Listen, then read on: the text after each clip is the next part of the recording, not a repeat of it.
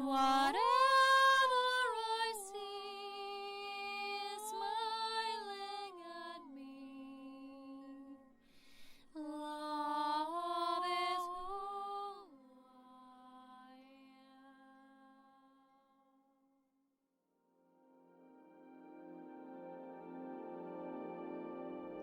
Hello there, beloved Ascension pioneers and divine lovers of all life in creation. In today's video, I wish to again talk about the nature of the beloved and beloved union, because this is becoming so important for us to understand from the nature of soul evolution, how souls are created, and what's the truth behind all of this, especially because there's so much mass confusion out there in regards to the terms that are massively being used on a large scale within many groups and many who talk about the nature of the twin flames and all these things. But what I do is, as a standpoint of mine as a creation pillar, I bring in the infusion of the truth, as in how life is structured, how life moves in creation, how everything is created. And sometimes when I encounter beautiful things that relate to these things and are actually done with immense path of dedication and commitment to this, and bringing in the truth through research, not just what many in these new age communities emphasize their beliefs on, as in simply having no emphasis. Someone says something is written, and then because people like to hear what they want to hear and their awareness is not expanded enough, they don't go into it with the knowledge of creation and bigger understanding. They create a lot of confusion around it, and for many people then it's hard to break through and break free from that.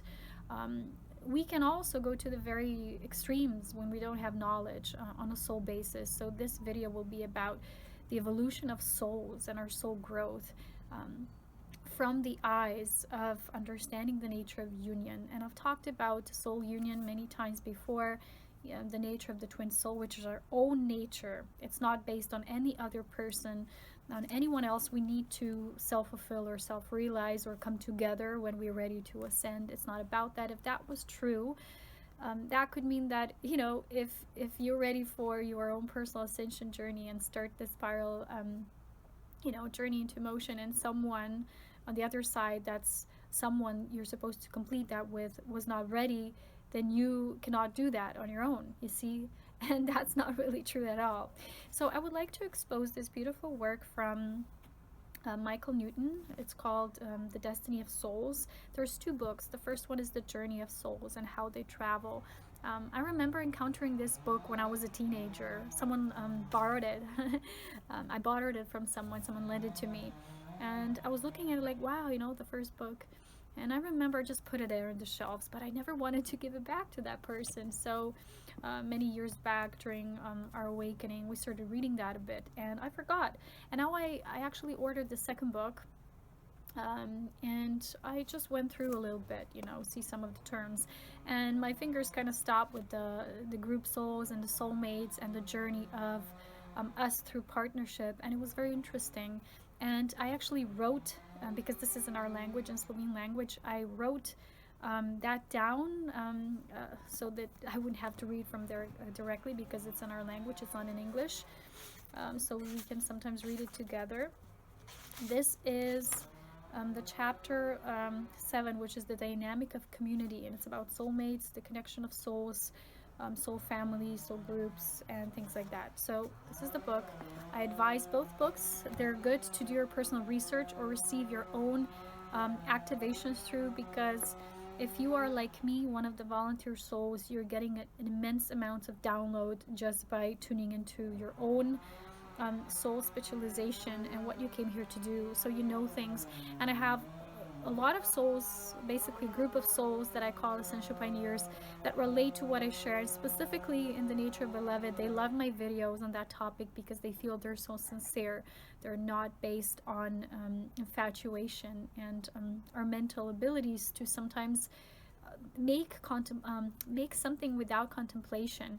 So basically build our knowledge on pure beliefs. It's never done through research. So people doing hypnosis work, which I love, like Dolores Cannon and this guy, they've actually contributed to the knowledge of the soul evolution, how things are evolving and growing and coming into birth on the journey of the souls. And it's very beautiful. So in this video, I would like to specifically talk about not the whole journey of the souls. That's, you can read that in the book. I would like to use some of the examples here in the book that align with my own understanding. Because when I talk about the nature of our soul, as in twin soul, I talk about the inner dynamics of the complete androgynous of the soul that has the blueprint of both the divine masculine and feminine and divine child energy of triangulation, of divine trinity aspect of creation, through which all is birthed through in life and creation. When you understand that, you know that each soul is created through unique energy. So I want to talk about these terms that deal with our soul evolution, our soulmates, our primary soulmates, what many call the twin journey, what this is really about, the soul splits and divisions, and the twin soul essence in terms of consciousness versus the twin flame personal understanding that's many times limited and based on false knowledge that has no deep research, and the understanding, true knowledge of the souls and how everything is created. So when I work with the spirit of creation, and I'm shown as a pillar all these things. And for me, I also had to go through a lot of the BS, which means belief systems, programmed, and many of the things that were put and shared out there in the World Wide Web, and a lot of them simply appalled me. I was very much taken aback by the amount of things that are simply being copied from one source to another, and there's basically no foundation on it. People who do committed, diligent work like this, who do a work of constant research, they're bringing pieces by pieces, and these people will never say, okay, this is the truth, but they will say, that's what I've been currently finding out until now. So when I read things like that, very often, because they're based on such a knowledge that's unfiltered, that's unbiased, but it's based on techniques that can help us to bring that knowledge that's purely sourced through, it feels different and very much aligns with the knowing that I directly brought here myself. So let's start with the understanding of us as how we relate and why are we experiencing our physical form through these partnerships. So to be embodied, to experience life in physicality, is to have an experience of the soul expressing itself in this form. There's many, as you know, levels of densities and forms, expressions, but we all traveled this journey with what we call the groups, different groups, right? Different affinities we have through the magnetic nature through which our soul is created. So the primary soulmates, according to this book, now again, I'll show you for the last time, The Destiny of Souls. This is our Slovene title, so don't bother with that. But the primary souls, according to the Destiny of Souls book by Newton, these are the primary, or we have a primary or head soulmate that is our closest partner. So when souls experience karmic lessons, they're teaching and helping each other. They're helping each other to boost their growth. So that's why this is so. And these are, different beings, but we only have one that is the most important soul for us in our karmic learning.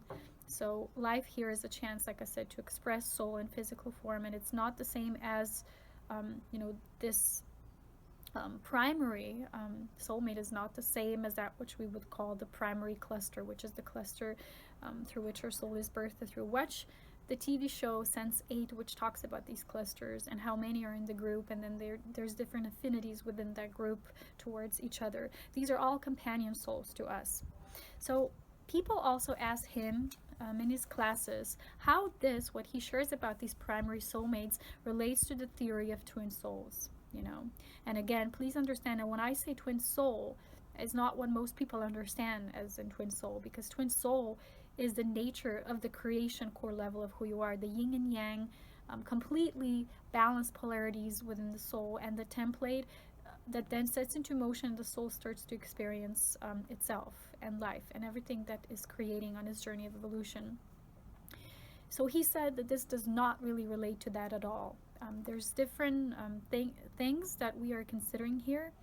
The first thing, which probably you all know, and if you watched some of my videos, you do as well, especially if you've taken some of my I don't know where this is, but I have a twin soul course, the 7th level of our mastery courses, and then I have enlightened partnership, and then I have the soul embodiment also through enlightened union. I talk about these things, and the cosmic beloved course. These are all things that relate to this, kind of like stepping stones for you to evolve your understanding through consciousness, not through personal views only.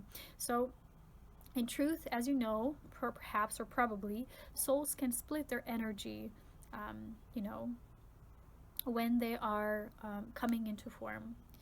So one of the things that people can confuse this term that's been coined, which is the twin flame or the twin soul, that's not based on the core creation level, which is our truth of the soul nature and how it was birthed in creation. These things can happen. The first thing is the parallel lives. Sometimes these are chosen to speed up the growth process, the evolutionary process of the soul. Most souls don't choose that, but more advanced souls can choose that. So you split the energy to be in different bodies, not just, you know, on one planet, but simultaneously on different levels. So souls that have more advancement, they're going to be more prone to multidimensional experience. We all say, right? It's now a cliche when we say, oh, we're multidimensional beings. Yes, we all say that, right? But to have an experience of knowing how to filter and direct our soul energy to the direct experience of multidimensionality, to really live and exist and be able to split these aspects of you. These are not fragments. These are soul divisions that you remain your wholeness. You're just coexisting on these different levels. That's true multidimensionality. It's not the same as soul fragmentation, which are lesser and lesser filtrations of your soul, because you're not yet and the complete mastery of yourself as a whole unit. People can confuse that. So people can confuse these divisions for saying, well, that must be that twin flame. One thing also is the division, as in, that's the main thing here. I think that a lot of people confuse this. That's what I'm seeing, is the division when we incarnate, we leave a part, and these are different percentages of soul energy, but we're leaving the part of soul energy in the spirit world while the soul is embodied. So if someone is deceased and they move into the spirit world, they would still meet you there, although you're here, right? You're embodied, or vice versa. You meet someone, it's because the soul is that eternal spark. It's not just, you know, because it moves into physicality, then it's not existing on that level. The spirit world is that which connects all the levels, all the schools of mastery, all the different stations of embodiment and incarnation. So this division means that we leave always that part in the spirit world, and while the soul is embodied, that's always experienced there. And when you go and, you know, meet and receive from that space, when you have your initiation, sometimes during the sleep, you can level and travel there and receive these initiations that you'll need for the next part of your journey. And all souls do that without exception. And that's the true nature of the twinning of the soul. So when people sometimes crave or long for this experience as the true mate or the true twin soul, a lot of them are not united with that aspect of them which is whole. As you know, in all of my videos, I talk about soul embodiment, which is the process of not just incarnating, because everyone who comes here incarnates, right? But the descent of the original pure light of the soul through these stages and processes, as much as the body, the physical body, will be developed to receive. And I have a whole course on that, soul embodiment course, and I talk about this through the views of divine union as well, because each level of union is getting us more into that state. So different percentages of leaving the soul energy there, but also different percentages of soul embodiment here. Again, this specifies with our maturity, of our advancement. Master souls are more capable of doing these things, and they're more multidimensional in all of their experiences, because they have unified with all these aspects that are whole. I'm going to talk more about this in times to come, especially with my courses. But this is the true twinning, is we all leave that. And a lot of people who are not unified, they will experience this constant longing. And if they have moved too much into the divine mass, into just experiencing the masculine, and they're going to crave for the divine feminine, or, you know, vice versa, is because they have not unified their energies. And watch my playlist on the Tantrika, because the Tantrika, which is my next growth process, and the course that I'm developing as the 10th level of the mastery's training, mastery programs that I'm developing, will be about that, coming into wholeness and becoming that which gives life.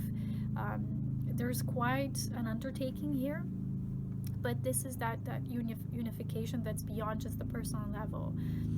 But for those of you who do understand that, when we have any kind of longing that's external, that longing is an indication of that which is not yet fully integrated and embodied within us. And it's a reference point for us to grow and work with. It's not something to become obsessed with and turn into a new term that will make us feel like, oh, we are special because we have another part of me here, and that's just me, and I'm the only one able to do that, and we're a special group, and we call ourselves this and that. Labels are keeping us in a space that is not expanding truly, from the nature of understanding our souls and how they expand and evolve. The third case could be mixing this up, so confusing this with the primary soulmate, which is our, as he describes it, our this constant partner that we have that goes through these things and lessons with us. So souls that are still learning, they're in the cycle of these reincarnation through learning through karmic lessons, they're always going to be embodied and always having these interchanges of their lives with that primary mate. There's many different too, like he says, different souls we associate with as that soulmate, but one is primary. And his findings about the relationships between this is from the book, please. I'm writing this from the book. His findings between the primary soulmates and the ability to divide soul energy, he said, have nothing to do with the theory of twin souls or twin flames, how people call them. He has truly never encountered proof of their existence as he understands the theory. You and your twin soul are created. That's what the theory says of twin souls. They're created, you were created in an equal moment from one energy egg, and then divided until the end of your karmic embodiments when you and your twin can reunite again. And many people propagate that as well. First of all, that feels limited from many standpoints because, like I said, is it just feels it feels like when you're ready, right, you can only ascend truly when you're uniting when that other aspect is the same soul but actually individuum as well. Individuum is ready too, but that will limit your sovereign nature of the soul because you're always free. You're constantly realizing through yourself. You're self-realized. That means through the self.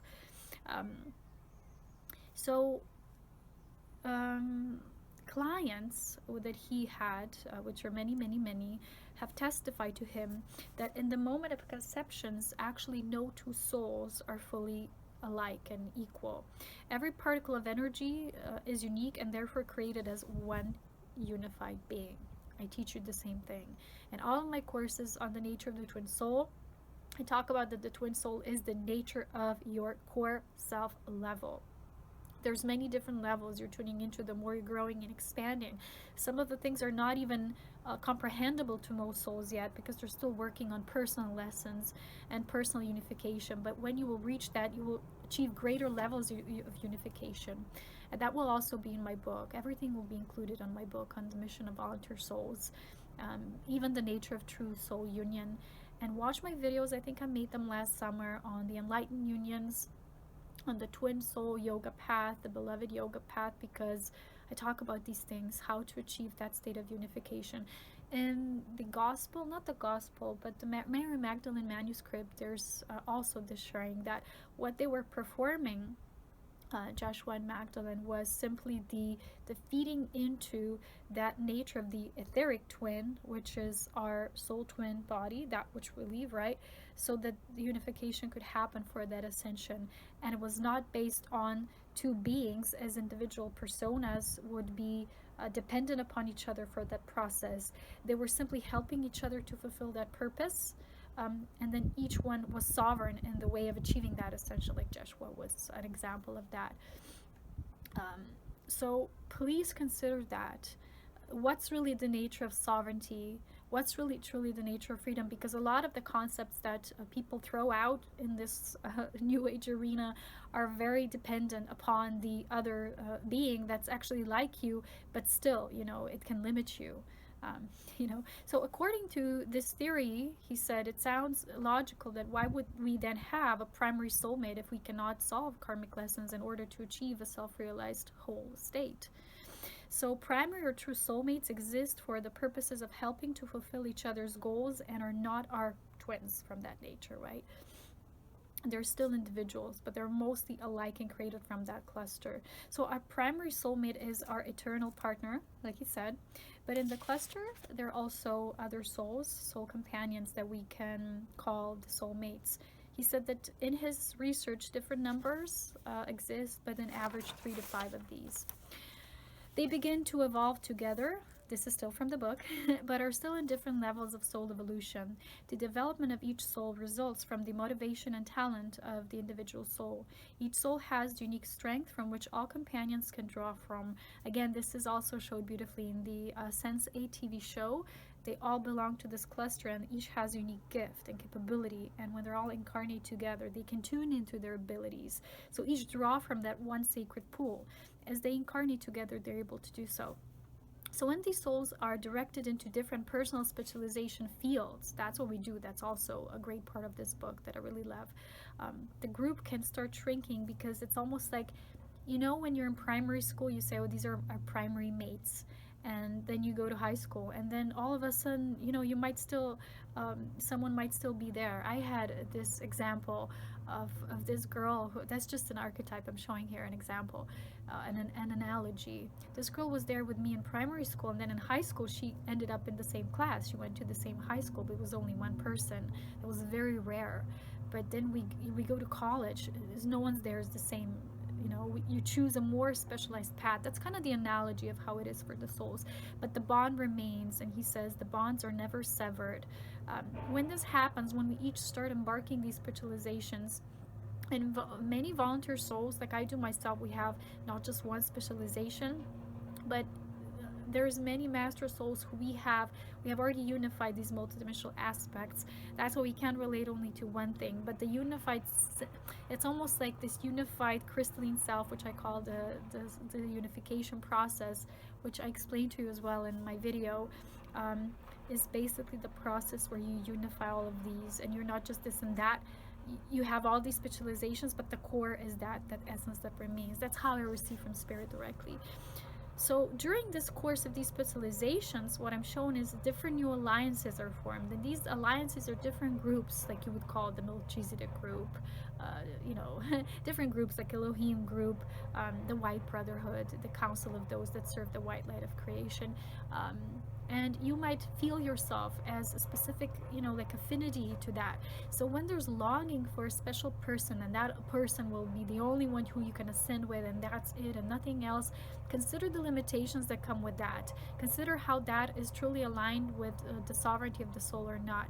When you're ready to embody a certain level of consciousness that would truly, for me, a twin soul is the nature of consciousness, then that would naturally appear. And even when he talks about these soulmate kind of alliances, they appear when you least expect them, and they will only appear when you're ready. So there's an example there of two people who met when they were 50, and why they couldn't meet before is because they needed to ready for each other, so they wouldn't come into the same patterns that they did before, which were kind of codependent and addicted, and so they needed to develop the right proper maturity until they were ready to feel what they created during all these different lifetimes, so they could have one synthesized life to just enjoying life reality together as on that one level of maturity.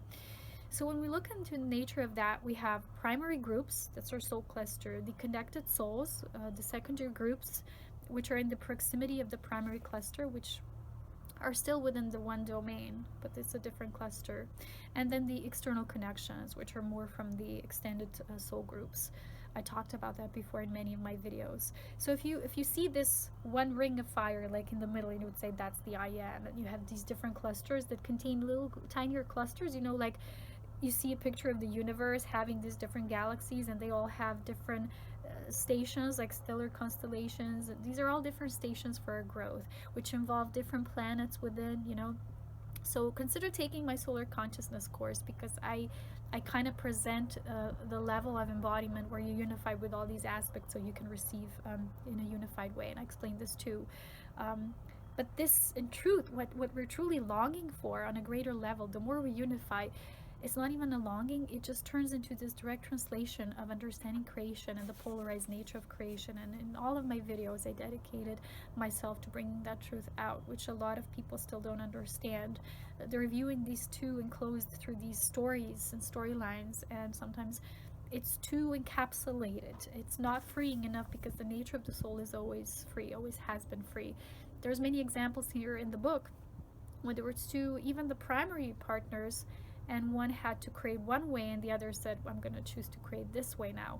They were still connected, but they developed their creations from a different perspective or point of view, because that's the polarity. We need to counterbalance, right? So when we are creating something, one aspect creates this, the other one that, and that's the nature of divine partnership, is that it always is created through this dynamic tension where there's different forces working together as one. And if we all worked on one thing, the soul specialization is what I call the variation of creation. It is one of the most important laws to understand.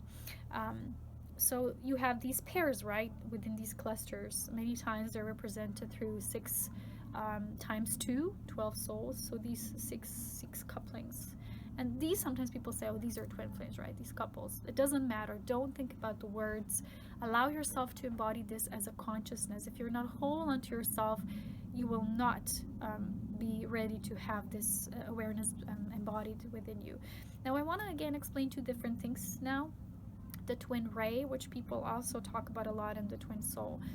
When we look at the nature of the ray, right, in general, if you look at creation, right, how everything, it's like it's sung out, right, of this vast mouth or embryo. Embryos born out of this divine cosmic, what's it called, the cosmic yoni for all life in creation. Then it comes out in these rays, right, in these waves. So the ray is usually very much how I'm seeing it associated with the ray of service. This is a more divine, higher will kind of unification. It's like a union you experience with your ray. Is the union when you're completely, your greater purpose is encapsulated within this higher divine process. When the twin soul is the nature of your individualized soul, which is your own inner soul nature, the yin and the yang. And I talk about this in my Twin Soul Consciousness Mastery course, the 7th level. Before then we move into the group level. So this is just how it is, different levels, different attunements, but we need knowledge to understand that. Because even as souls, when you read these books, the nature of physical reality will reflect that, where we are in our spirit world. What we do, what we love, everything is reflected in that, and this is beautiful. So these are the words that we can use and people may use. But in truth, again, remember, this is the nature of the twinning. In truth, it's about the polarity in creation. And when that polarity is misinterpreted, it becomes a duality. When the polarity is understood through the principle of how life in creation moves, and it's being structured through divine laws, then this is all seen through these eyes of the universal consciousness, which is unified. So this is consciousness. It's not a specific person, but when a consciousness level will be integrated within you, then we'll be ready to experience union on that level. So if we say, well, the twin soul, that's the nature within our own soul union we achieve and we graduate within. Well, the twin ray would be then you moving on to the greater vastness and experiencing a twin ray, which is the bigger, vaster soul union you experience in a group soul consciousness and beyond. None of us has, even those of us who perhaps have that knowledge in the spirit world and the nature of our soul, on a human level, we can all have that filtered if we haven't done enough work on ourselves. We can distort these concepts and true creation principles. And my vision and my mission here is to keep them pure. That's one of my main missions here. I have many, but that's my core purpose of the alignment. So on Earth, we might experience this, and I always talk about the nature of, this twin union, which is like a twinning of our soul, the way we understand ourselves as a polarized essence that's always androgynous and benevolent and pure, this light. On Earth, we talk about the nature of the beloved sacred partnership, and you might experience that now, the more you develop and mature in your soul evolution, as a matching consciousness that will be complementary to where you are. It's not going to be so much as an opposition, but a complementary counterpart for your own soul embodiment in this moment that takes place in stages, right? So if you've read anything from Dolores Cannon or this book, the soul union just as much as corresponds to your soul embodiment level. So there's as much as the soul you're able to embody, And it's not like I'm all of my soul. No. Everyone says that then you'd be, fused. You'd fuse your body too much, like a light fuse going off. So we do that in stages. Like I am no longer how I was just a few years ago. My soul quotient has grown, and the vibration that I can translate has developed and expanded. So that takes place in stages. Remember that. That's why the union and soul union takes place in stages. So people talk about soul union as in meeting with someone, uniting with them, and that's it. But when you look at the nature of the soul that is always sovereign, always has been in creation, you are always uniting with bigger aspects of you and all life. It's not about the other being as being, someone you can do that with and no one else. That's a great misconception. So more and more soul energy is being infused in our body. That's the important understanding of the true union. That will be also in my book, more explained for all those of you who want to be true initiates of spirit and higher learning, not just wishful thinking. Consider, perhaps maybe supporting the writing of my book. I'm working on many projects simultaneously now, but this is something very dear to my heart.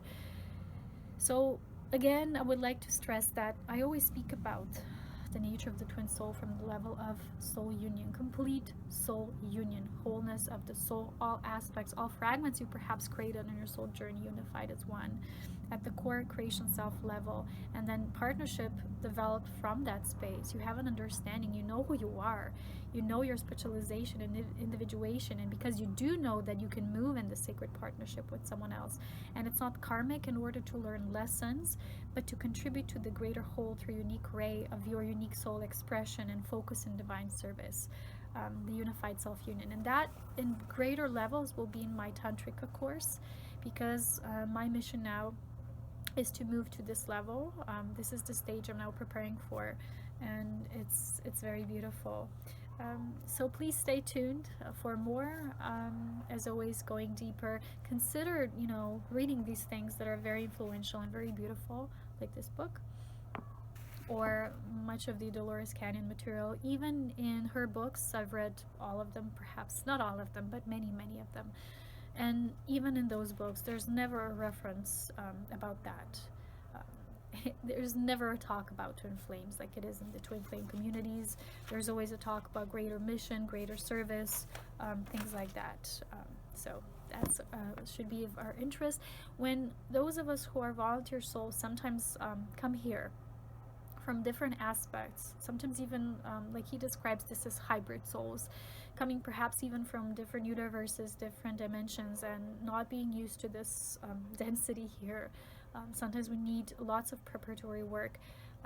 For me, how I'm shown, is for us to really live our mission, we had to go through the series of initiations that dealt with, it's almost like, imagine like the souls who are learning, right? They go through this in many lifetimes, but you're new in a way. You come here, you need to also have this. You do your imprints, right? We probably all know what soul imprinting is. If not, read Dolores' books, or it's going to be all in my book, so stay tuned if you're new.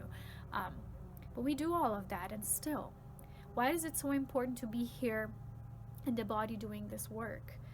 Because we mature through certain initiations. We are acquiring our degrees of the soul embodiment through that as we walk the path. The path is important just as much as it is the coming here. So what that means is we're going to kind of have like a speedy learning course, even though we say, wow, we don't have to go through these things. We're not here because of the karma, but we're still going to have, it's almost like a quick course. And that's why our relationships will be speeded up.